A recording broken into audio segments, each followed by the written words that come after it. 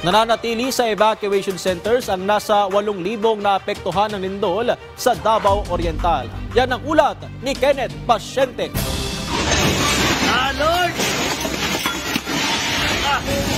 Matapos ang pagtama ng 7.4 magnitude na lindol kahapon ng umaga sa Davao Oriental na sinundan ng isa pang 6.8 na magnitude na lindol, sinabi ng National Disaster Risk Reduction and Management Council o NDRRMC na 7 na ang naiulat na nasawi matapos ang nasabing sakuna.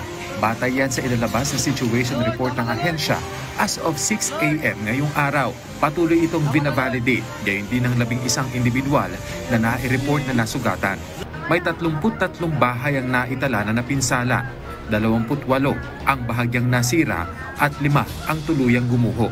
Sa kasalukuyan, wala pang naiulat na pinsala sa infrastruktura at agrikultura. Wala pa ring naitalang halaga ng kabuuang pinsala. 5 lungsod at munisipalidad ang naapektuhan ng pagkawala ng kuryente.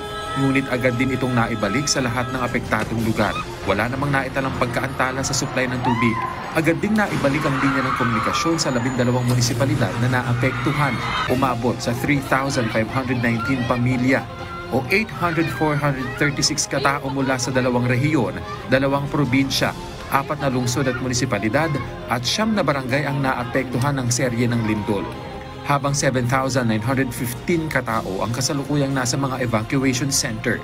Naitayo naman na sa Municipal Hall grounds ng Tarragona, Davao Oriental ang mga DSWD family tents para sa mga evacuee. Alas 5 ng umaga kanina nang simula ng DSWD Region 11 ang pamamahagi ng ready-to-eat food boxes para sa mga pamilyang naapektuhan ng matinding lindol sa Tarragona, Davao Oriental.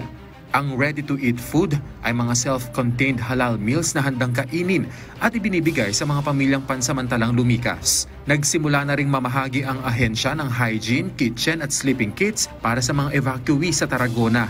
Ang hygiene kits ay naglalaman ng toothbrush, toothpaste, shampoo, bath bar soap, laundry bar soap, suklay, disposable shaving razor, nail cutter, tabo at arenola. Ang kitchen kits naman ay binubuo ng kutsara, tinidor, baso, plato, kawali, kaldero, kaserola at sandok. Samantalang ang sleeping kits naman ay naglalaman ng kulambo, kumot, unan, banig at malong. Nagsagawa rin ng child-friendly activities sa evacuation center sa Tarragona ngayong araw.